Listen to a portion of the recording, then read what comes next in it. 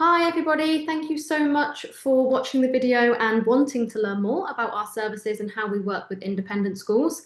As you can see on the screen here, the whole reason for the existence of the Careers People is to support young people. So they're at the heart of everything we do.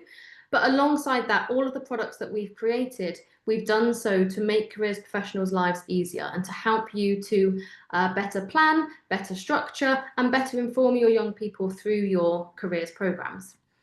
So my name is Jess. I am the founder of the Careers People, but still very much, as you can probably tell by the background, working on the ground in schools as a careers advisor. I'm based in West London and work with a couple of schools here. And everything I do because I love helping young people. I think the impact that we make as careers advisors and careers professionals on the ground is huge. And I enjoy it. Can't see myself ever stopping the guidance piece because I love it so much. I'm going to hand over to Nix now to introduce herself. Hi everyone, I'm Nix. My background is marketing and comms for the last sort of 25 years, but I've recently moved into a head of careers role at an independent school in Surrey.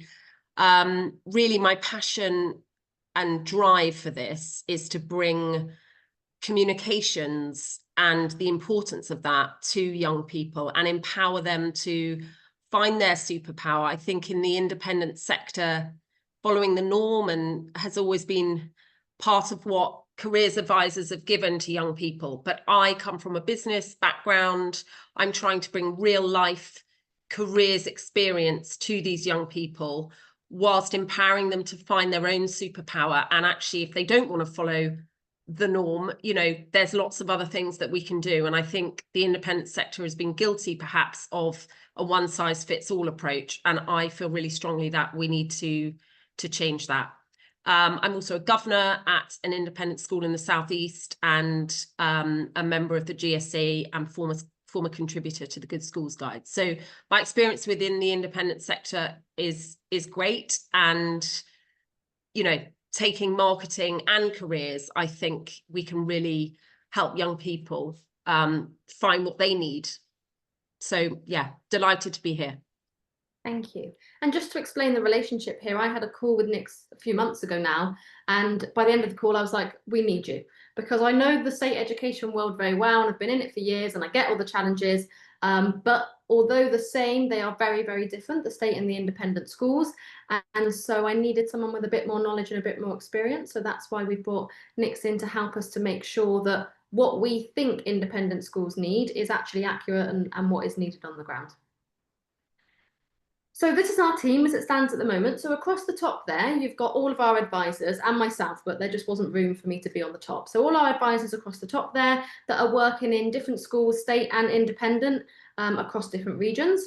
And then across the bottom there, we've got clearly myself and Nix. Lauren is our business manager and Leanne leads on all of our training for our advisors and making sure that we all stay up to date with our CPD and are continuing to grow and develop as individuals. So that's us. As we are as the full team, which is really exciting. It's growing all the time, but yeah, proud to see everybody there. And Nix, if I can hand over to you to talk about sort of the challenges and how we're working to help independent schools with those. Absolutely. And of course, I don't want to speak for all independent schools here. I understand that, you know, every independent school, like every state school, has a slightly different careers program, the way it's set up, the way it's structured, and the guidance and offering that there is. What I would say, and my understanding, connecting with lots of different independent careers advisors, is a lot of them have either fallen into the role or have been doing it as a bit of a sideline whilst also teaching history. And I think lack of time and lack of the kind of innovation to bring into the careers program.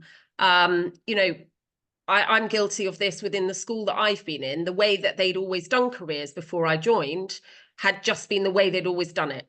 That's the careers advice. They rolled out the same thing year after year.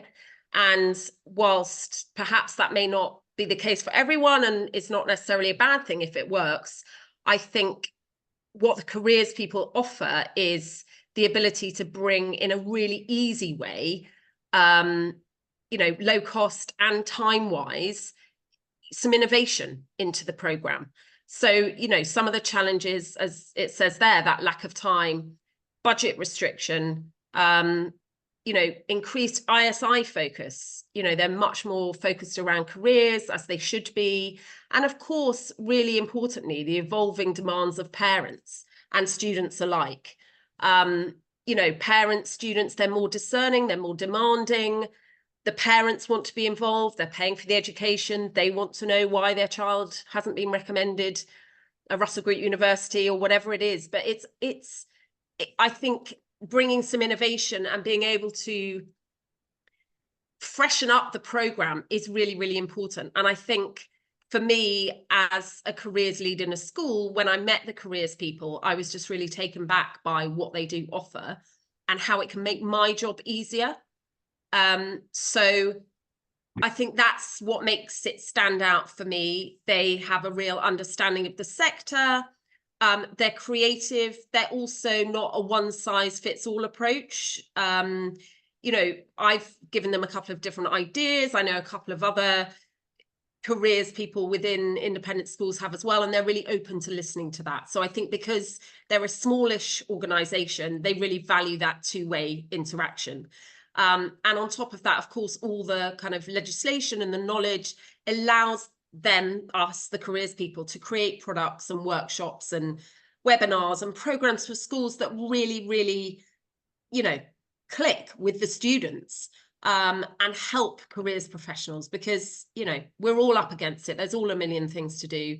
The students in independent sectors are, you know, time poor, that they've got a million things on as part of enrichment and their, you know, extracurricular activities, which is what makes an independent school. But really often I feel careers have been a little bit further down the ladder than they should have been. And moving forward, you know, that's just not acceptable. So I think working together with the careers people, you know, you know, if you join the careers people and work with them as well, you're in a really good position to add some dynamic content and, you know, innovation into your program. Awesome. Thank you so much, Nick. So many kind words. Thank you. It's true though. So the first thing that I've got on here is our career guidance service. So these are the one-to-one appointments on the ground with young people. So you saw our advisor team that is growing all the time, that are out in schools, meeting with young people and helping them to really understand where they're at, where they're trying to get to, and exploring the routes that they could take to get there. Now, the main things and the main values that our advisors use are shown here on the screen. So we're always student-led. So we meet the student where they're at and we help them to move forward from there. So there's no presumption, there's no judgment. We understand them and then we allow them to move forward and guide them on that journey. From a company perspective, everything we do is original. So we're not recreating the wheel 100 times with our products. Everything that we offer is something that is new and something that is actually meeting a challenge on the ground, and we'll explore that further shortly. The next thing is unity. So all the schools that our advisors go out and work in, we try and really embed ourselves and sort of be united as a careers team. So even though we are technically an outsourced advisor, we work in unity with the rest of the careers team and the wider school as well. And the last one is love. Has been a little bit controversial because people say that love is not a professional word, but for me, I love what I do. All our advisors love what we do, and we want to help the young people to find something that they're going to love and really enjoy as well. So it's an important one for me, because at the end of the day, above all else, it's all about being happy. And when you do something you love, that comes much easier. So moving on to the challenges and then the solutions that we've created for those challenges. So one of the things that we found a good 3-4 years ago now was that we get so many emails as careers professionals from companies and employers and universities about open days and summer schools and all these fantastic programs. But how do we share all of this with our young people without overwhelming them with different things and making it so that it's interesting and engaging? So that's when we created our school branded newsletter. It includes national opportunity. So it isn't regional at the moment, but you do have the opportunity to add regional events. And I will share a bit more about that in a moment. It has a weekly job of the week, labour market information fact, employer spotlight, university spotlight, and specifically for our independent newsletter, it also has a HE Global Spotlight. So they learn about the higher education application system in a different country each week, just to broaden their horizons and really consider the options they have that are available to them. The cost is £200 per academic year, and it's weekly. So it's less than £5.12 a week. So it's literally more cost effective to have the newsletter than it is to put the time in to make the newsletter yourself. Jess, just to jump in there, that, you know, you've hit the nail on the head. The time I was spending pulling together a newsletter to send out, which I wasn't even sure was being read, to be honest, because, you know, there wasn't enough in it, in my mind, to make it, you know, interesting enough in terms of the way the current market is moving and job opportunities and things. And where this is so brilliant is it's real time. So the content that I receive in the newsletter, which is all branded to my school, is real time. So I know that if I receive mine on a Tuesday, if I send mine out on a Thursday, I know that the content that's in there is relevant for the next week or upcoming. It's not like there's expired links, because, you know, that would be awful. But I've had some really, really good feedback from parents, students, even my peers, my fellow colleagues, who've just said, gosh, this has just been really transformational. I talked to the girls about opportunities that they've taken up, you know, so we have a real two-way dialogue around the success of the newsletter. And because it's branded specifically to my school, I can then add a few other bits that I might want. And I think Jess is going to show some examples of that. But you don't just have to send it out as it comes.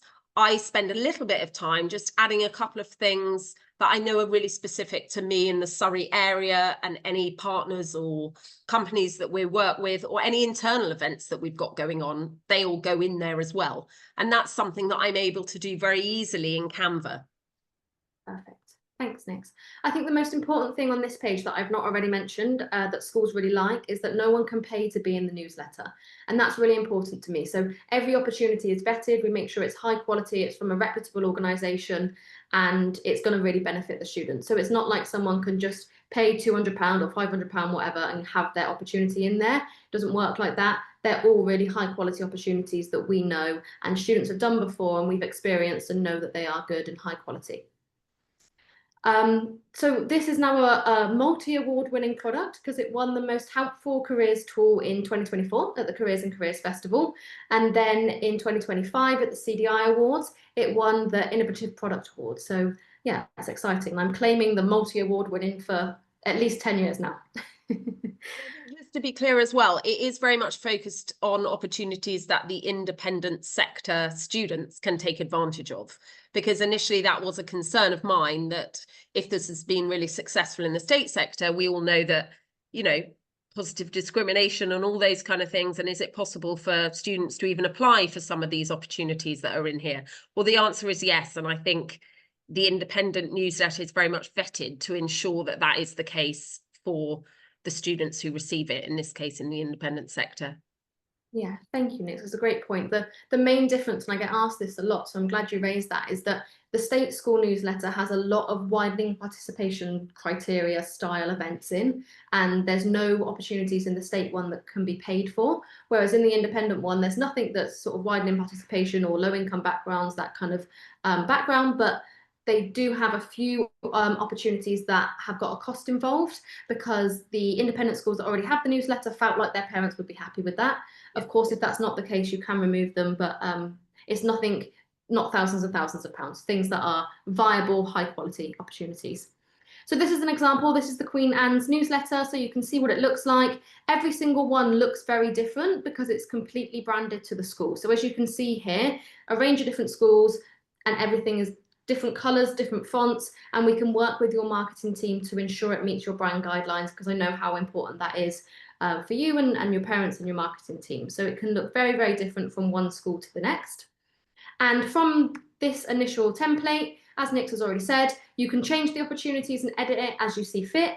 Some schools also add an extra page, and they put in either information on trips they've done or upcoming events and things that are more regional or specific to the school. So you can really make it personalised if you want to. Okay, the next thing is our Apprenticeship Academy. So what we've also found is that many sixth forms have a really good UCAS process. They get all the support that they need, but actually when a student says they want to do an apprenticeship, the support is not always there or not always as good as it is for UCAS. There's many reasons I think that feed into that. One, for those of you working in independent schools, actually it's the more traditional path. You know, the large majority of your young people go on to university, and so therefore you've always had this really good UCAS program. But apprenticeships are becoming more popular, and particularly degree apprenticeships, and it's important that we offer the students interested in those an equal level of support. And that's why we created the Apprenticeship Academy. So it's a 6-week online virtual program that you can refer as many students as you need to take part. Now it happens 3 times per year, once in September, once in February, and once in June. So at any point during the year, a student can say, actually, I think I might like to learn about degree apprenticeships, and you always know there's an upcoming program to refer them to. Now, as part of the program, they learn everything, basically, from the initial, what apprenticeship am I looking for? So that's where we talk to them about the different levels and the different industries. We explain to them how a university connects within an employer to create that apprenticeship program, and what that would look like, and how their degree certificate would be the same as one from university, all that kind of important information. We then show them all the key websites they need to know to find apprenticeships that they need to be registered on, and have their alerts and things set up. And then we get into some really, I guess, intricate support where we go through with them exactly each stage of the process. So things like video interviews and what employers are expecting, what ATS systems are and how employers are using AI to recruit. We also look at the different types of tests they might be asked to do. So we do some practice psychometric tests, situational judgment test, numerical reasoning, all the different things that are sort of coming up in different employers' recruitment processes. We make sure students can practice and know where to practice them online if they need to. And then we go through how to manage the application process, because with UCAS it's very easy. You log into your hub and everything's there, whereas with apprenticeships, as we know, it's all on different websites and it's all over the place. So we help them to organise that and keep the process streamlined and just less stressful for them. So it's £150 for the academic year, and you can refer as many young people as you need to the programmes that happen, as I said, 3 times a year. Just a bit more information there. Some schools allow students to access it independently from home. Others run it as an after-school club. And for some schools, they actually just use the recordings. And that is, to be honest, often the case with independent schools, because the programme runs from 4 until 5:30. So I know that that is too early for some independent schools. We did trial a later one, but it wasn't very well attended. So it's not viable, but we are, as Nick has already said, very open and very flexible, so that if in a few months' time we have far more independent schools and we need to trial that later time again, we can absolutely do that. But for now, many of the independent schools get the recording. So the students are sent the recording the day that it happens, so they have a week to sort of catch up before the next one comes out. Anything that I've missed there, Nick? I think that was everything. No, I don't think so. I just think the ability for the students to do it in their own time, for me and my school, works really well, because you actually know the kids that are really therefore interested in doing it, you know, as opposed to those that are just sort of forced to go through the process when actually they're not that interested. So I think the ability to do it independently means those, you know, you get to those students that really want it, and that's the beauty of it, I think. Awesome, thank you. And then our last sort of online offer in terms of challenges and solutions is our Tutor Time career programme. So a lot of feedback that we had from schools was that we will have all these great resources, their presentations and their worksheets and all this great stuff, but actually the one thing that all those great resources have in common is that they require the tutors or the teachers to have the knowledge, the ability and the willingness to deliver those topics. And sometimes either they don't, or they have what I would suggest is unconscious bias. So again, going back to sort of the university versus apprenticeship thing, because many of the teachers have been to university and they know that learning style and that progression, and they completely understand that pathway, they lean into that and they can talk to the students about that all day long. But actually then their knowledge isn't so great on the other pathways, and therefore this unconscious bias comes into play. So we created the Tutor Time programme, and there's a version for year 10 and a version for year 12, and they're all video led. So basically the tutors will open a Padlet, they'll go to term 1, week 3, for example, and all they have to do is press play. And it's myself delivering the session for that week. It's all runs alongside a booklet that students can access, either a printed booklet or a digital booklet. So all of their notes from their sort of careers education program will stay in one place. Now this makes sure that all of your students are getting high quality delivery, and it's not inconsistent based on what tutor group or what teacher is delivering the program. So this is £390 per week, sorry, £390 per year, which works out at £10 a week, or £700 for both year groups. And you can see here it's very small, but you'll be able to click through on the slides if you want to see this bigger and see all the topics that are covered. It's not just me talking at the whole session. There's lots of activities that students do throughout the videos. And we also have university and employer guest speakers on the relevant weeks to ensure that they're hearing the best information from the best sources. And every summer I go through and update all the videos to ensure that all the information is up to date. So the ones that are on student finance and things like that have the most relevant information. The ones that are on National Apprenticeship Week and National Careers Week are in line with the themes for that year, all that sort of stuff. So when you press play, you know that you're getting the most up-to-date information and nothing is sort of back from 2002 or anything like that. I'm just really conscious here, Jess, that the tutors have so many things that are put on them across any school. And the way sometimes I've used this in the independent sector is just use your recordings separately. Lots of independent schools have careers on the curriculum. So, you know, I have 2-hour slots with my year 12s and year 13s, or I would share this kind of content with my PSHE team who have time with the year groups. If it's not specifically running tutor time, they can amalgamate them and run them as a PSHE session, for example, on student finance. So just another way, if you're not going to use it each week because tutors don't have time to focus on careers each week, then the ability is to kind of mix and match. And that I think is brilliant. Yeah, all the videos are there, so you can just click exactly. And then lastly, these are our physical products. So we have a careers card game. It's called I Don't Know. And basically there's one rule to this whole game, and that is that students cannot say the answer I don't know. So there's 45 questions. They're all on different cards. So you go through and play with them. And basically every time that they dig deep and really think about the question they're being answered, they then get that card. And at the end, the person who has the most cards is the winner. It's really straightforward, but I've experienced it, and feedback from others on the ground is that it makes a really big difference, and students are actually thinking of questions that they've never been asked before, but also digging much deeper to come up with a more impressive answer, or really thinking about it rather than just thinking, oh, I'm not sure. So that's £25, and you can just order that one on the website. It's nice and easy. Here's some examples of some of the questions that are asked on there. So about describing a time you're proud of yourself. So they're also questions that if they are going to go forward for a degree apprenticeship or something, they could be asked in an interview. So it's also helping them to refine the STAR technique and using those kind of skills as well. So this is what an example invoice could look like. So if you took those couple of sort of newsletter, tutor program and apprenticeship academy, these are the Gatsby benchmarks that it would support and the way that you'd meet those. So as you see, they all hit across a lot of different benchmarks, which is always nice. We like to have one thing that has lots of different elements to it.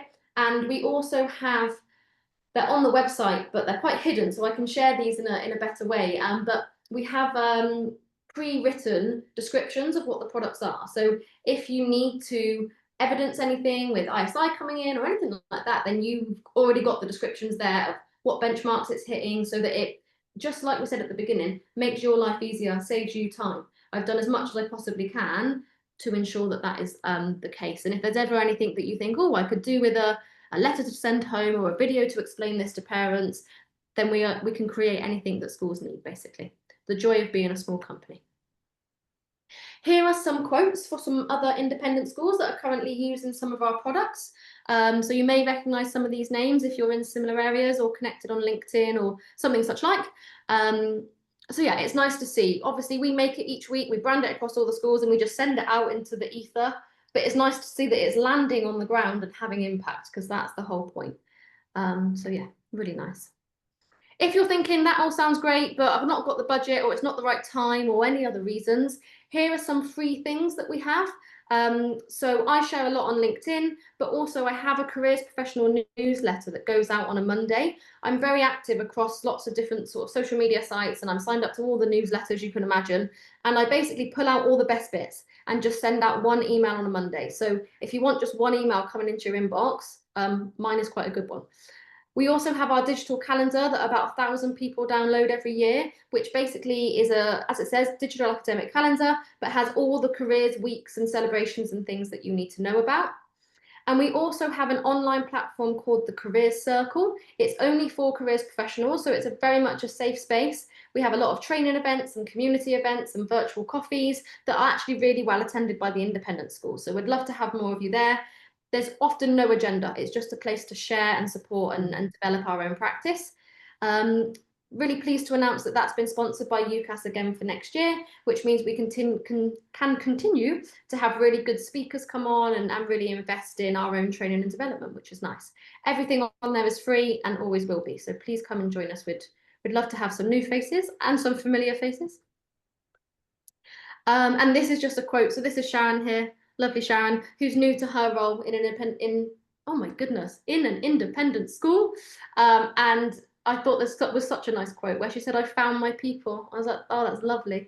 And it's so nice that we're able to provide that. So just a space for people to come together and have some community, because we all know whatever role you are in the careers world, it's lonely because there's usually only one of you in your school.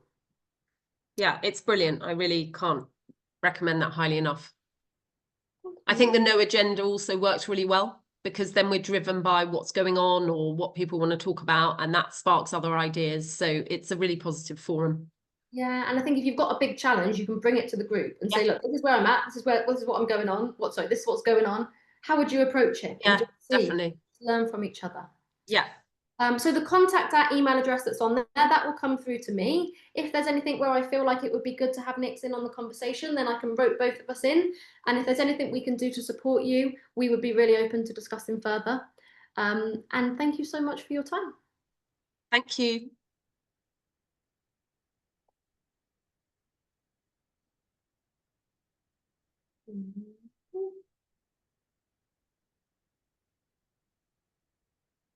Oh my goodness.